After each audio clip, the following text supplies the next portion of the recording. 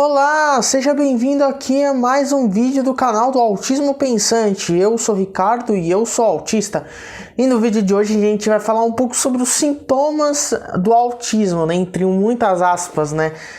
Porque eu vou falar mais sobre isso mais pro final do vídeo. Então, caso você goste desse tipo de tema, já dá o like no vídeo, dá o gostei. E se você gosta de temas relacionados à política e autismo, você chegou no canal certo, você está no canal do Autismo Pensante, então clicar, apertar no botão de se inscrever e é isso aí. Então a gente vai falar um pouco sobre os sintomas do autismo, né?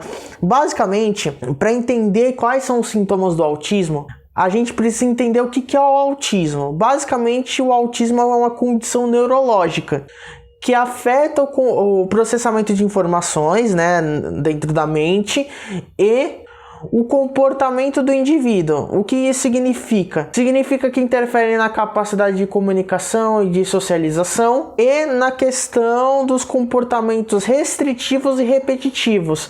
Calma que eu já vou chegar, né, nesses pontos que são sintomas. O que envolve, por exemplo, os comportamentos restritivos e repetitivos? Basicamente envolve as estimulações, os famosos STIMs, né, que são movimentos, de acordo com a medicina, movimentos estereotipados, mas a gente não vai entrar nesse ponto, mas são movimentos de estimulação, que são movimentos repetitivos, que visam com que a pessoa autista não tenha sobrecarga sensorial, gerando aquele famoso meltdown ou shutdown, que na tradução fica como crise e desligamento, né?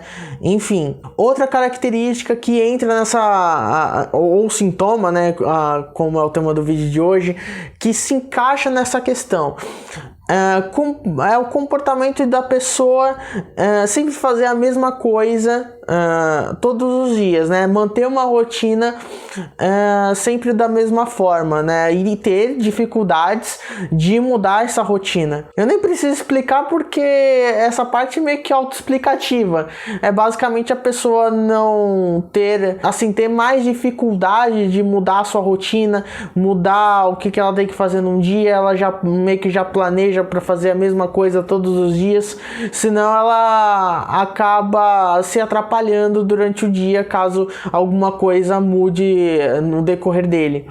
Outra questão, outra característica que acaba caindo em um desses dois pontos, que é a questão da alimentação.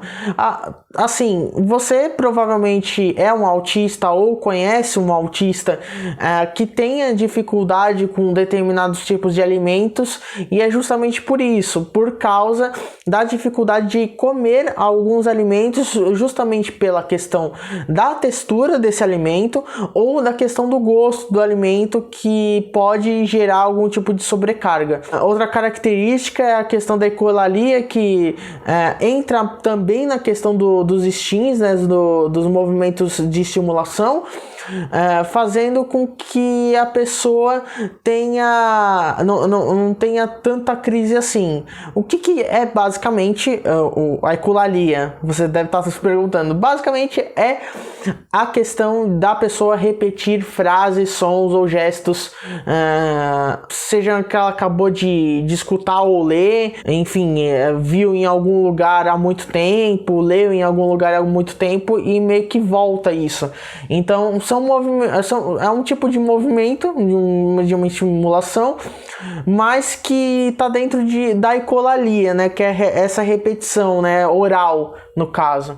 Então, dentro dos movimentos repetitivos e restritivos, tem esses elementos que acabam influenciando na vida do autista.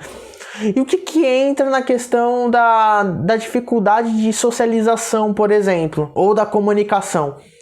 Vamos começar pela comunicação. A comunicação é a questão da oralidade. A gente sempre tem que partir do pressuposto de que a comunicação ela não precisa ser somente oral. Ela tem que a oralidade ela perpassa a nossa sociedade, só que a comunicação ela pode ser oral, ela pode ser escrita, ela pode ser por gestos como a língua brasileira de sinais, né, a famosa Libras, ela pode ser por comunicação alternativa aumentativa, no caso pode ser por imagem, né? A pessoa se comunica por imagem, se comunica de diversas formas, se comunica pelo olhar também. Então, essa é a dificuldade do autista, a questão da comunicação oral. Porém, a gente não pode considerar a comunicação oral como uma única comunicação disponível para a gente. Então, tem essa questão. E a questão da dificuldade em socialização entra muito do que eu falei agora há pouco sobre a crise sensorial.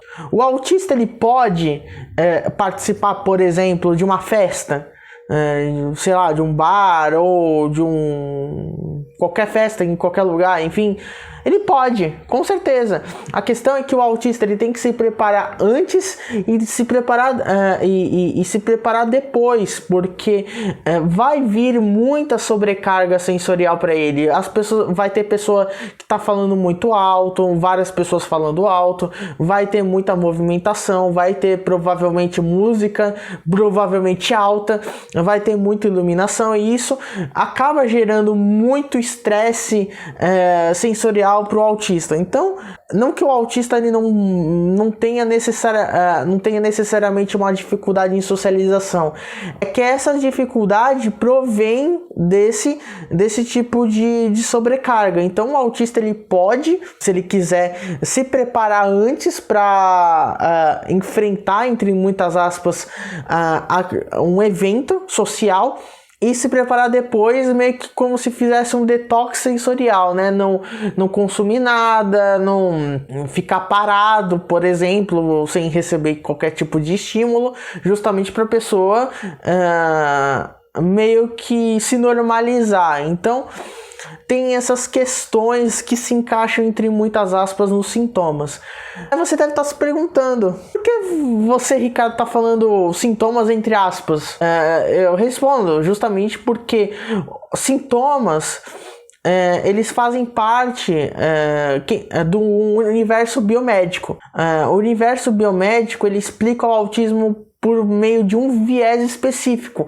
Porém, a gente sempre tem que tratar o autismo como algo transdisciplinar, ou seja, algo que mexe também com a questão social, por exemplo. De acordo com o modelo social da deficiência, a gente não chama essas questões dos autistas como sintoma, mas a gente chama de características do autista.